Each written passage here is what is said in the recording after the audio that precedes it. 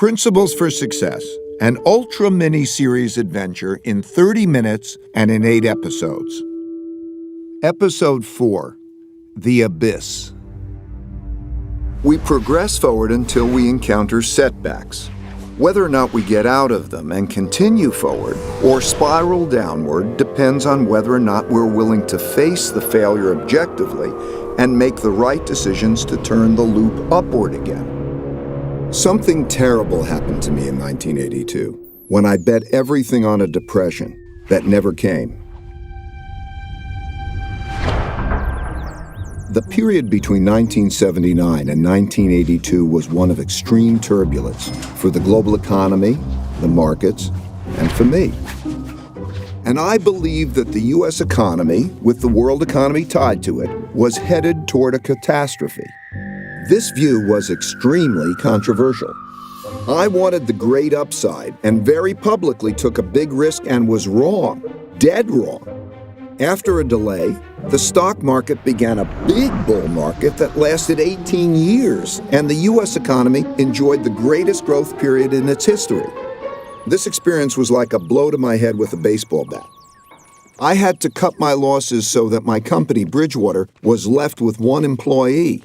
Me. I was so broke I had to borrow $4,000 from my dad to pay my bills. But even worse was having to let go the people I cared so much about. I wondered whether I should give up my dream of working for myself and play it safe by working for someone else in a job that would require me to put on a tie and commute every day. Though I knew that for me, taking less risk would mean having a less great life.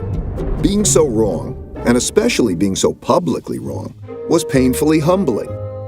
I am still shocked and embarrassed by how arrogant I was in being totally confident in a totally incorrect view. Though I'd been right much more than I'd been wrong, I had let one bad bet erase all my good ones.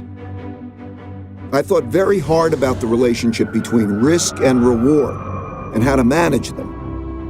But I couldn't see a path forward that would give me the rewards I wanted without unacceptable risk. This kind of experience happens to everyone. It will happen to you.